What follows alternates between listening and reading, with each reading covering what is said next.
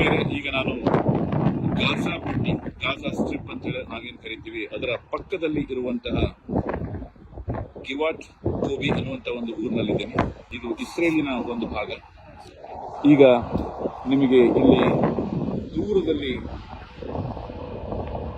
ನಿಮಗೆ ವಿದ್ಯುತ್ ಶಕ್ತಿ ಉತ್ಪಾದನಾ ಕೇಂದ್ರವನ್ನು ನೀವು ಕಾಣಬಹುದು. ಇದು ಕೂಡ ಇಸ್ರೇಲ್ನಲ್ಲಿ ಇರುವಂಥದ್ದು. ಅದಕ್ಕೆ ಸನಿಹದಲ್ಲಿ, ತೀರಾ ಸನಿಹದಲ್ಲಿ ಅಂತಂದರೆ ಈಗ ನಿಮಗೆ ಕಾಣ್ತಾ ಇದೆ ನೋಡಿ, ಇಲ್ಲಿ ಗಾಜಾ, ಇದು ಗಾಜಾ ಅನ್ನುವಂಥ ಒಂದು ಊರು. ಪ್ರಾಯಶಃ ಅಲ್ಲಿ ಏನೋ ಒಂದು ಬಾಂಬ್ ಸ್ಫೋಟ ಏನೋ ಆಗಿರಬೇಕು. ಅಲ್ಲಿ ಸಾಕಷ್ಟು ಸ್ಮೋಕ್ ಬರ್ತಾ ಇರುವಂಥದ್ದನ್ನು ನೀವು ಇಲ್ಲಿ ಕಾಣ್ತಾ ಇದ್ದೀರಿ. ನಾವೀಗ ಇಸ್ರೇಲ್ ಕಡೆಯಿಂದ ನಿಂತು ಗಾಜಾದ ಸಮೀಪದಲ್ಲಿ ಇದ್ದೇವೆ. ಇಲ್ಲಿಂದ ಗಾಜಾ ಸುಮಾರು ಒಂದು 5 ಕಿಲೋಮೀಟರ್ ಆಗಬಹುದು. ನಿಮಗೆ ಇಲ್ಲಿ ಫೆನ್ಸ್ ಅನ್ನ ನೀವು ನೋಡ್ತೀರಿ.